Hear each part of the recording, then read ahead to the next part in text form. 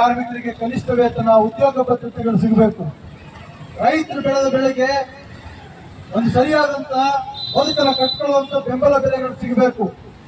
ಈ ದೇಶದ ಪ್ರತಿಯೊಬ್ಬ ಮಗುವು ಕೂಡ ಉಚಿತವಾಗಿ ಶಿಕ್ಷಣ ಸಿಗಬೇಕು. ಈ ದೇಶದ ದುಡಿಯುವ ಸಾಮರ್ಥ್ಯ ಇರುವ ಪ್ರತಿಯೊಬ್ಬರಿಗೂ ಕೂಡ ಉದ್ಯೋಗ ಸಿಗಬೇಕು.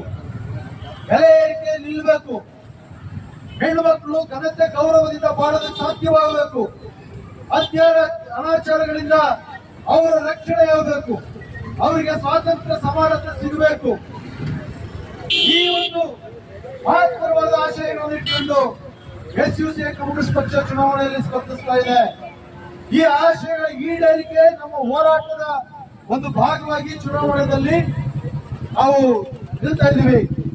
ಎಸ್ಯುಸಿ ಅಂತ ನೈಜ ಕಮ್ಯುನಿಸ್ಟ್ ಪಕ್ಷ ಅಧಿಕಾರಕ್ಕೆ ಬಂದ್ರೆ ಸಂಸತ್ತಿನ ಒಳಗಡೆನೂ ಕೂಡ ಜನರ ಧ್ವನಿಯನ್ನು ಎತ್ತಿ ಹಿಡಿಯಬಹುದು.